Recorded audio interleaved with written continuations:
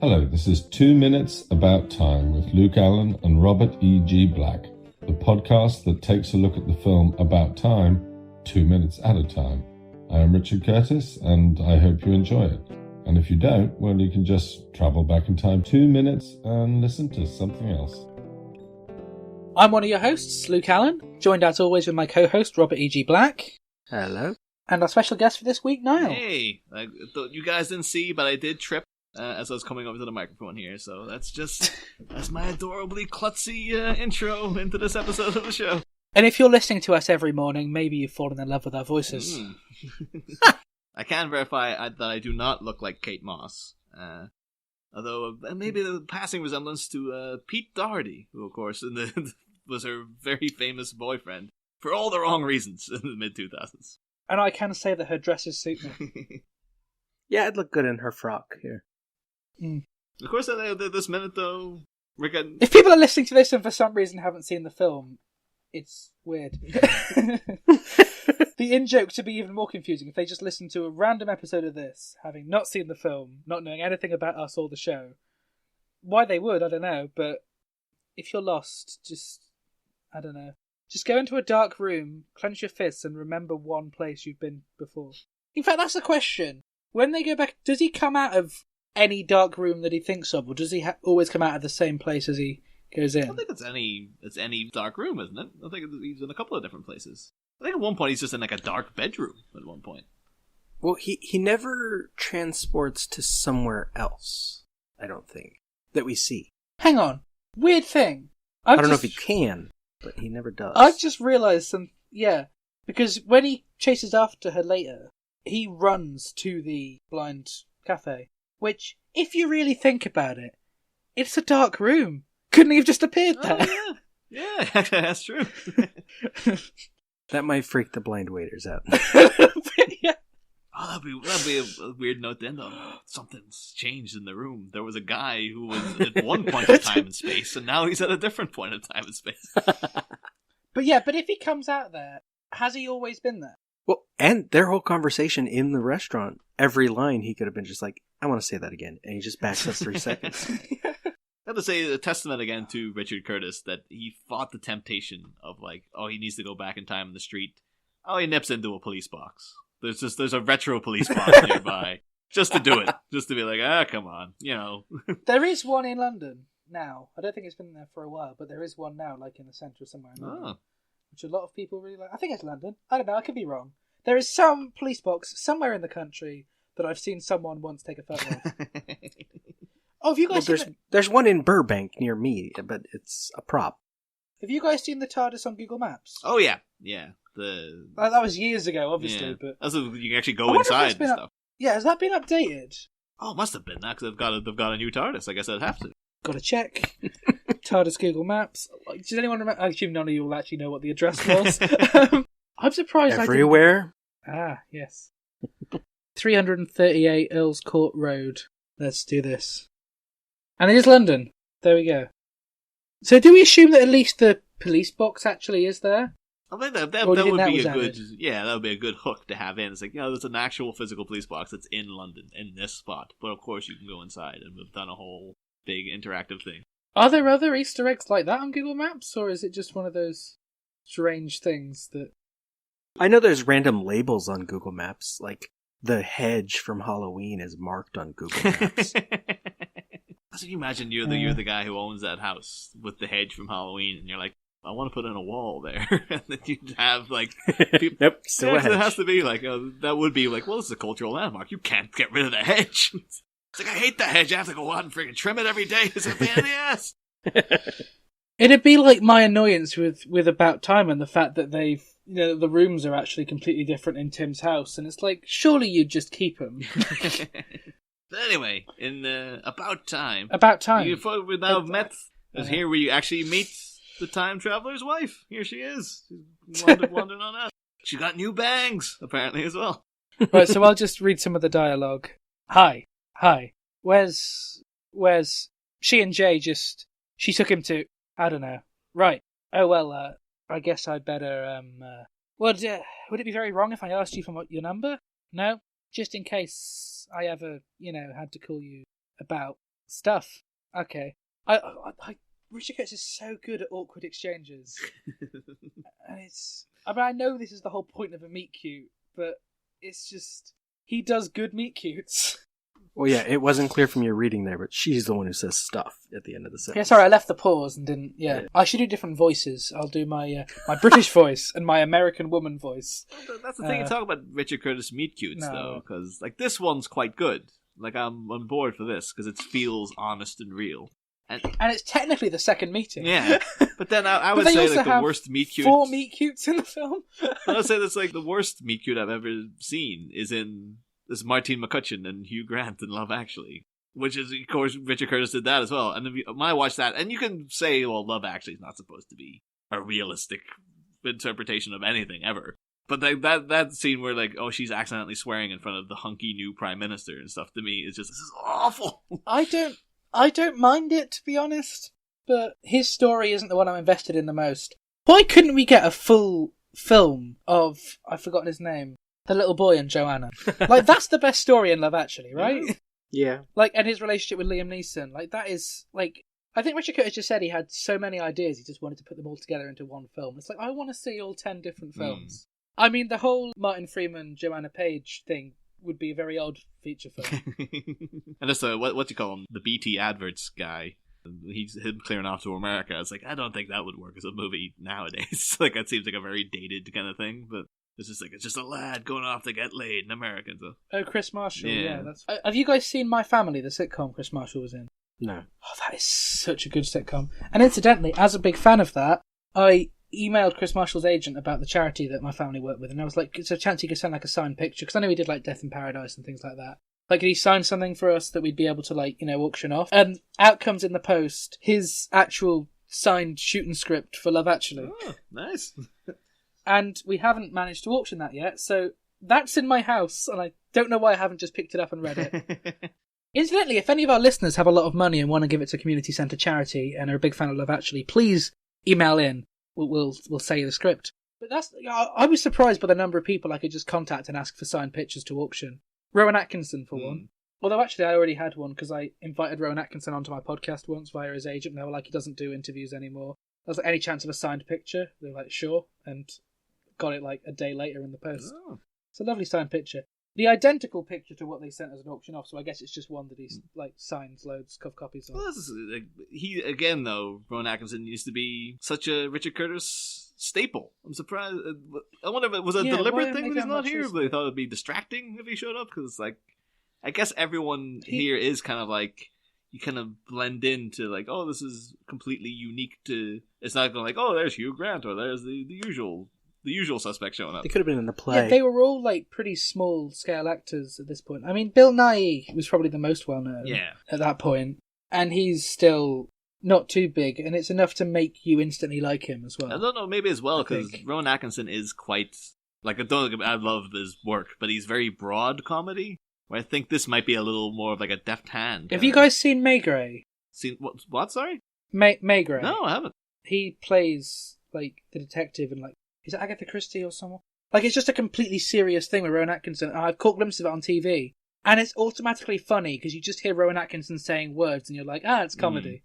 It's like, no, it's not. It's like, yeah, I don't think it worked for me. He did the thing in, like, way years ago, like The Thin Blue Line, and I remember at one point he just has to say the word stew. Like, someone's made him a stew, and he's like, yes, stew. It's just like, it's him, Rowan Atkinson, having to deliver that word is like, all right, stew's a funny word now, apparently, because of the way he delivers it. He just has... I mean, he was my favourite thing about The Tall Guy, which is completely based on Richard Curtis's relationship with Rowan Atkinson. Yeah. Richard Curtis was the straight guy to Rowan Atkinson's stand-up comedian, and apparently they just sort of agreed. Apparently, like, Rowan Atkinson in that film, I can't remember where I heard this, so I could be completely wrong. Rowan, if you're listening, come on the show and prove us wrong. But I believe that Rowan Atkinson believed that so much that how his character is in The Tall Guy is so close to how he can come across in real life that he thought no one would believe that he's that bad if he played a part of him being that bad. Like, no one would believe that he'd be so stupid as to play the unlikable guy if he is the unlikable guy. I'll read the rest of the lines. Would you... It's Mary. Mary. Okay. I thought this phone was old and shit, but suddenly it's my most valuable possession. You really like me. Even my frock. And then we end there. And this is... I mean, obviously she gives the phone and he gives out the number. That's the thing, actually, now, looking at the phone he gives her, because phone technology has advanced so rapidly. So quickly, It's hard to tell now in 2013, is this a good phone, or is this, like, supposed to be set in, like, 2005 or something, this scene? Well, do you remember in 2010, the Doctor Who episode The 11th Hour, whenever I watch it, it always shocks me when Matt Smith pulls out the phone. It's like, this isn't a normal phone. This is a video phone. It's just like, ooh. Yeah, but yeah, at this point, because this is a mere, not even quite 7 years ago now, but it's like, yeah, this phone looks ancient in comparison to what things we have nowadays. I think I should phone this number. It's probably a fake number, but... You just find out it's actually Richard Curtis's number or something. It's like, oh, damn it, I knew I should have put that in there. The house in Notting Hill is Richard Curtis's house. Or at least the door. So we know where he lives, and now we have his maybe phone it's number? that Bernard guy who stole his girlfriend. He's just like, well, now's the way to find out. I'm pretty sure it's a fake number, because there must be just a bank of fake numbers. Let's find out. The number you have called is not recognised. Please check the number. If you need help, call the Thank goodness for operator. that. I was terrified as to maybe who it's would a pick joke. up. What, sorry? I was hoping it was a joke, and she'd be like, if you need help, go into a dark place. I could try and play it again and find out. What do I assume that's the... Yeah. Well, you I don't know don't how think often you call. About Time had that level of like viral marketing where The people would... I do remember, actually, that when we were filming Unstable, we filmed quite a lot of scenes in a subway tunnel where there's a lot of graffiti, and there was, someone's phone number in the background. It was one of those, for a good time, call this. And we noticed it was in the background, and the guy who's my lead actor, he was like, before we film this, let me check if that's a real number. And then it started ringing, and it was like, alright, never mind.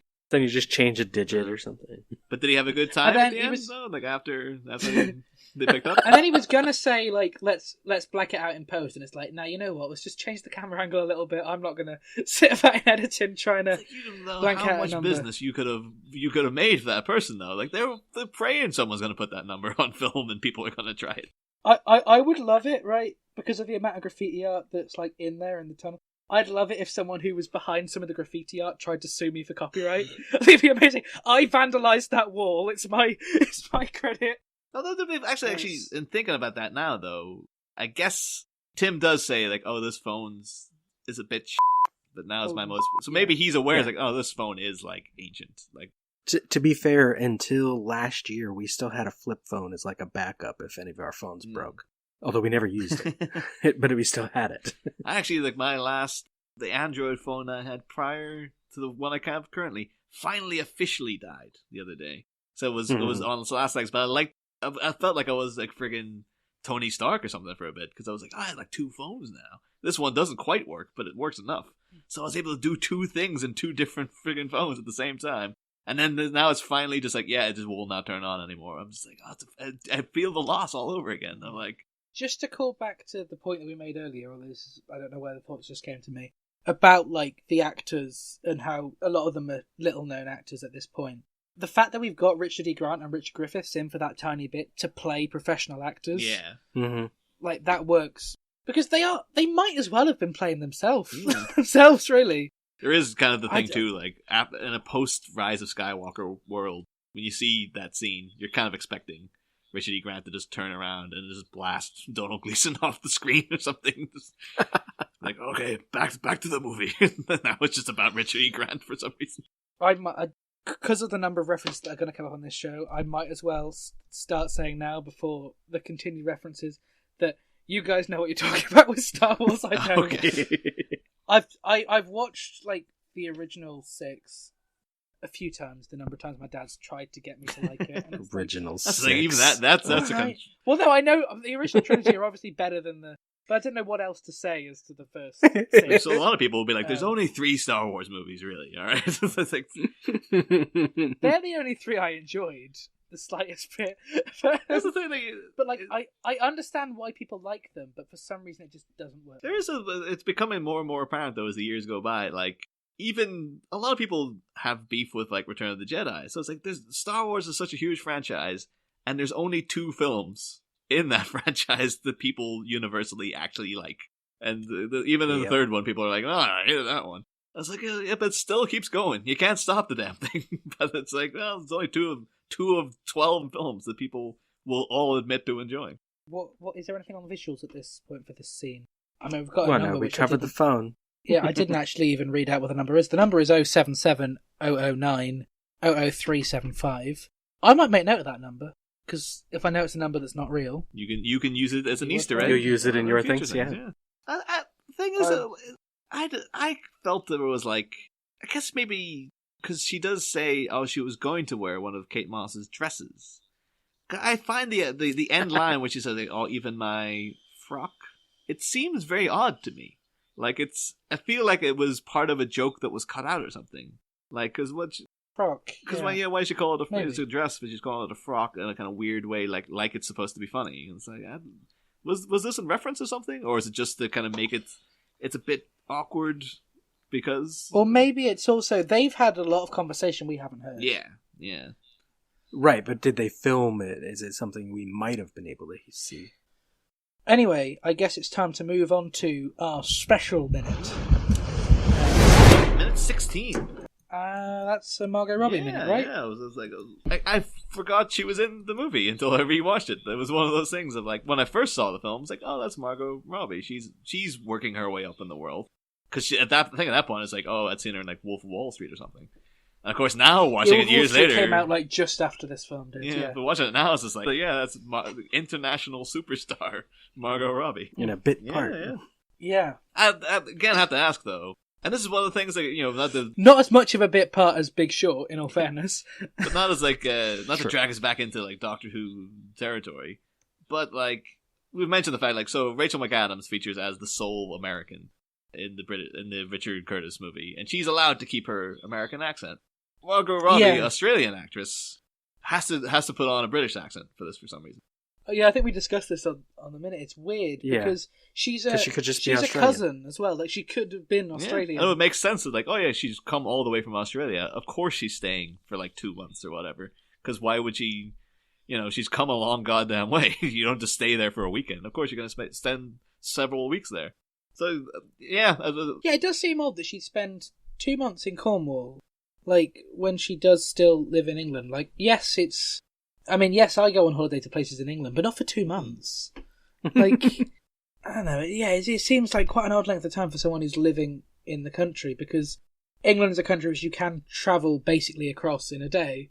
So, they could go to a day trip in where she lives, assuming she lives in... But these discussions would have had to happen, because, like, it's one of those things, like, alluding to Doctor Who there, but, like... David Tennant, Scottish guy, yes, put on, and then Peter Capaldi. Yeah, and Capaldi just got away like, oh, I'm not putting on an accent for this. So, but in all fairness, David Tennant and Margot Robbie are really good at their British accents. Yeah, to be fair, she actually is. Like, haven't seen her Harley Quinn accent sort of comes and goes, but she's very consistent with this one, thankfully. But again, though, Harley Quinn's a much broader character, so it's like, yeah, it's supposed to sound cartoony. Donald's accent as well. We haven't talked about that. Oh yeah, because he is he's Irish. Like Donald Gleeson is like, oh, he's a very, very Irish guy when you see him interviewed and stuff. It's so weird.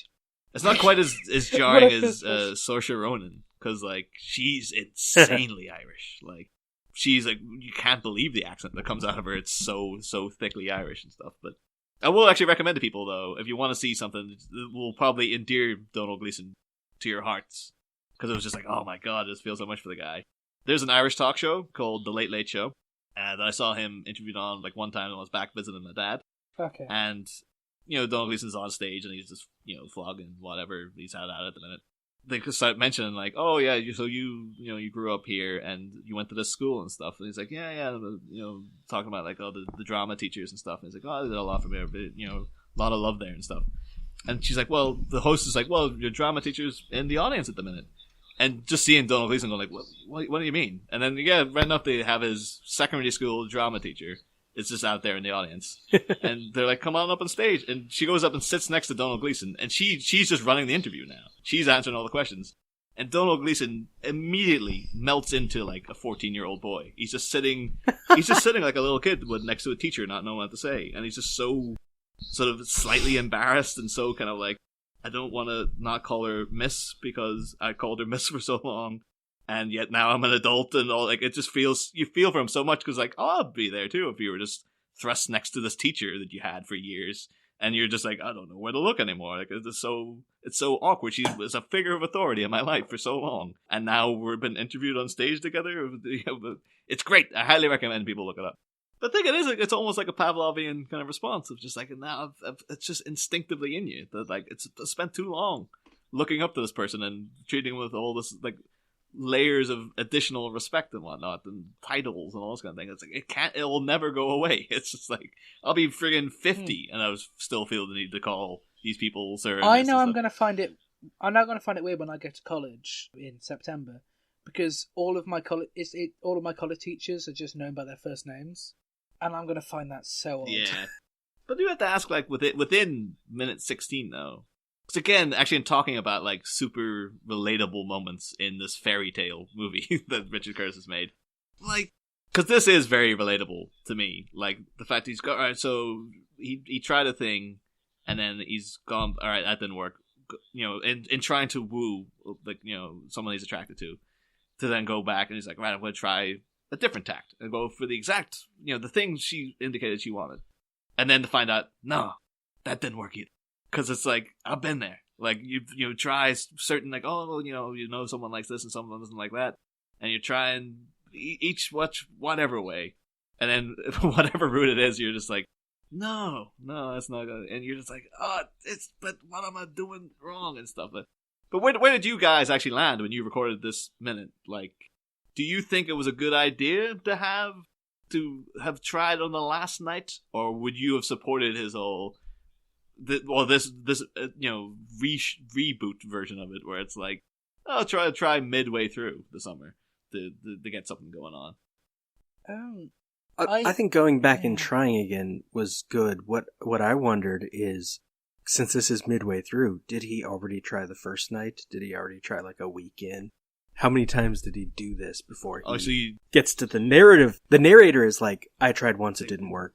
So you just have an inbuilt trust now, Robert, or distrust of all things of like, this guy must have had to live like 10,000 lifetimes now. Like, you've watched Groundhog Day too much. Like, I won't trust that this is the literal first time that he's done this. He must have done it about 2,000 times before this. This is a month in. He's done it 30 times. The thing is, though, because I felt his like, all right, the last night, that made sense to me. But like, it does seem like, well, if he tried this and then struck out at the beginning of the summer, that's gonna be awkward the entire way through the summer. So I was firmly team like, oh yeah, last night makes sense to me, or at least the last week. Well, he could always just go back to right before he screwed it up on the first night, like an hour earlier, and fix it. Yeah. Or like, if he does last night, go back in time first and add him responding flirtatiously to a couple of bits she does, so she knows it's leading up to it. I mean, let's be honest, she knew it was leading up to it anyway. Yeah. Like, Kit Kat warned her. She's been flirting with him all summer. Mm-hmm. He was never going to stand a chance, apart from later on when he somehow does. Yeah, it's an odd and weird thing. But I mostly sent you this minute because it's like Tim asking out a girl again, and I thought I'd be clever and we can compare the two, maybe. Yeah. And I think the main two is, if we do look at Tim being the narrator of this and him telling it to us, Margot Robbie is just the attractive girl, whereas he's matured at this point in order to have the personality and the things of Mary, in order to be able to tell us, you know, yes, she tripped, but she was pretty, she had a frock, but she looks like a squirrel, these kind of things. Well, and also in the reality of what we see, assuming the narrator's right. With Charlotte, he goes overboard. He gives the long speech, but Mary is just like, might I have your number? You know, he's doing it more like a mature And adult. maybe it's because we're introduced to Rich McAdams in the complete opposite way. We don't get him looking at, as you said, when we first see Margot Robbie come in, the camera starts on her legs, and we don't see her first. You know, we hear her first, which is probably where the big difference is. I've just looked at She's not a physical object. Yeah, I've just looked at the time. Going to have to go straight on to our next segment if that's okay. Yeah, no problem.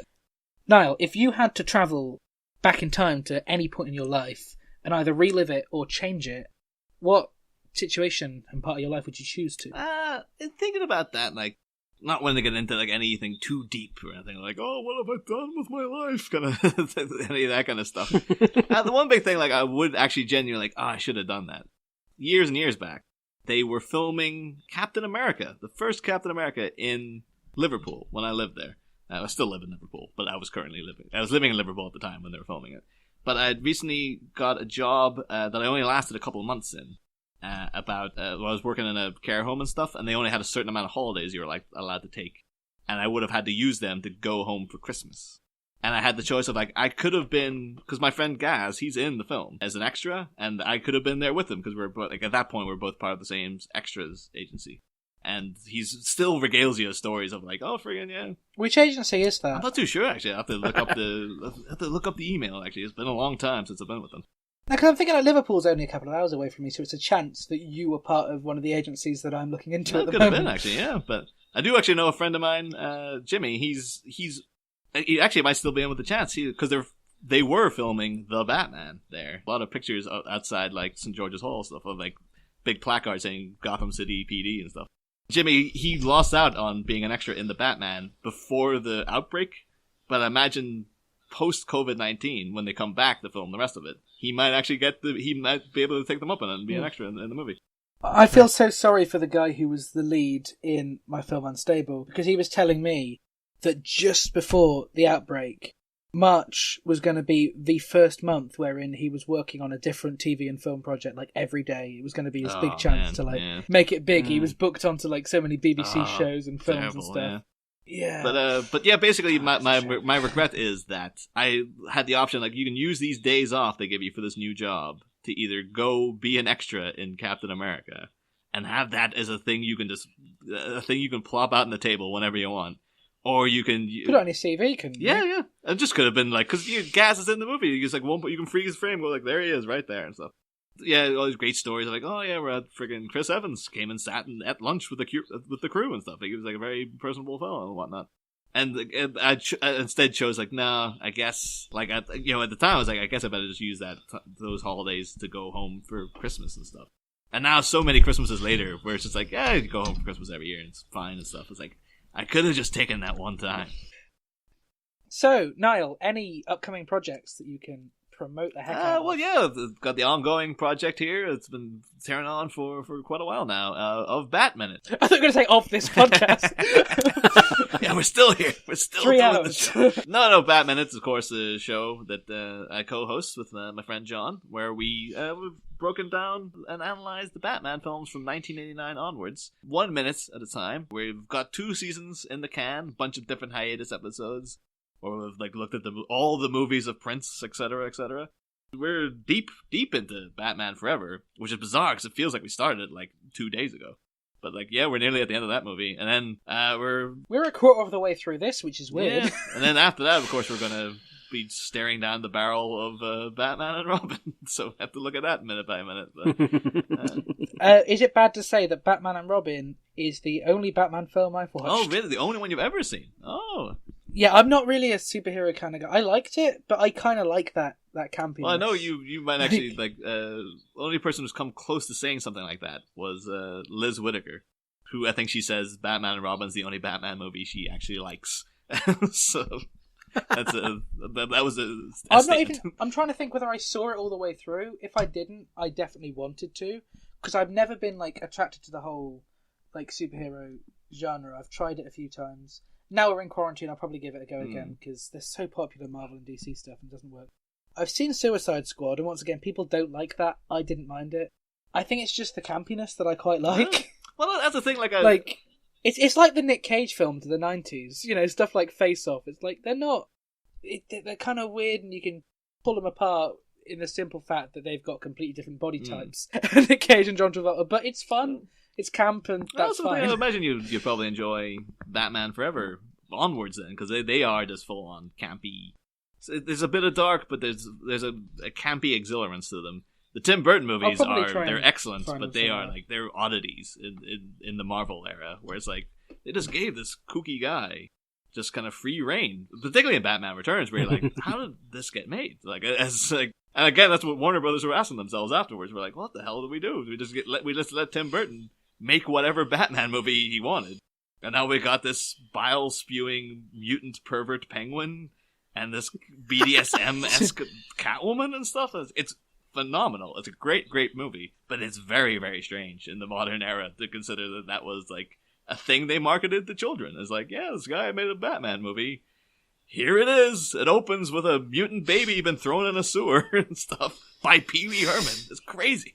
But I'll also plug, if I may, as well, for people looking into this podcast, because it just reminded me of an earworm that I absolutely loved my entire life that was written by Richard Curtis from Not the 9 O'Clock News, the song Nice Videos, Shame About the Song, which is a real 80s... early 80s new wave sport. I haven't watched enough Not the 9 O'Clock News, but I need to follow Shame About the Song. Oh, it's great. Okay. It's really, like, it's very, very late 70s, early 80s kind of thing. And he wrote that. Apparently, looking into it, I was like, who specifically wrote it? And I think I found some website at one point that was like, oh, Richard Curtis wrote all the songs for Not the 9 O'Clock News, including that one. I think the only Not the 9 O'Clock News thing I've seen was the sketch they did imitating the Life of Brian controversy. Oh, yeah. Which was really not the 9 O'Clock News. But yeah. It'll obviously be very, very dated now because it's, kind of dealing with topical things from the 70s, but fantastic sketch show. Robert, where can listeners find you? Oh, I don't know. California? No, In your home for the next few months, I'd imagine. Yeah, till the fall. Lemmingdrops.com for links to all my podcasts and my blog, Groundhog Day Project. And, Facebook, Robert E.G. Black, if you want to hear me post random things about bad movies occasionally. And movies that you don't always tell us what they are. Exactly. So good. And, of course, we've got our Cock and Bull episode, which will maybe be out by this point. I think we promoted it for the past couple of weeks. It would be out before this, probably. Yeah. Well, I hope so. This is, week 5? So this is about 7 weeks from now? Yeah. So, hopefully. That was another one, though, because I remember going to see... The Cock and Bull Story was a movie that came out. Over here, it was quite big, because it was Steve Coogan. And people were like, ooh, Steve Coogan's got a movie out. And then I went to see it in the cinema, and then promptly forgot it even existed until I saw that you were doing a podcast about it. I was like, that's right, that was a movie. To be fair, my podcast is not about of course. Suitably That's so, I guess. the joke. I mean, yeah, you talk about that as like a forgettable film. Like, the thing is, right, people look at About Time as pretty forgettable, which is weird. Like, a lot of people see it for the first time, forget about it, and then only appreciate it the second time. And I've noticed that as like a common thing. And I'm trying to figure out how to get people to watch it twice. The thing, though, like, saying that, I know people, I've mentioned About Time to them, and they have been... all of them have been very enthusiastic about it and been like, I love that film and stuff. And again, that's why I'm still so shocked that, like, looking it up and, like, online, it's like, 55% Metacritic reviews. Like, where were these bad reviews? I didn't see any of them at the time, but apparently they're out there. Apparently a lot of people just had issues with it ignoring the rules of time travel. Like, Dave Pals apparently wrote 96,000 reviews of About Time, where he was to bring down that rating. I'm gonna message Dave like tonight or tomorrow and try and get him. Don't tell him I said anything, because then I'll have him on my ass about it for him having to actually watch the movie that he really doesn't want to watch. In fact, Robert, you'll probably be better to message Dave than I do, because I don't think I've ever spoken to him before, so it'd probably seem more... I'm assuming you've probably done things with him before. Yes. I don't think I've even got him on my Facebook, so it probably seemed less random from you, maybe. I don't know. Anyway, listeners can find me, Twitter, llama_bottle0, Instagram, The Ginger Luke, Facebook, Luke Allen Film. Website is lukeallen.co.uk. So the show, Facebook, Twitter, Instagram, 2 Minutes About Time. Anyone got a good idea for how to end this episode? Trip. It's just, I guess, that the microphone is just falling over. Thank you so much for listening to this episode, and hopefully tune in next week. That's what you said about British goodbye. I'm thinking like, what? Tally ho! Or something like that. Tally ho! We haven't done tally ho. Thanks so much for listening to this episode, and we'll tune in next week. Tally ho! The 2 Minutes About Time theme is performed by Ethan O'Mahony and is a cover of the About Time theme originally composed by Nick Laird-Close. 2 Minutes About Time is a production of Lemming Drop Studios in association with Bottle O Productions.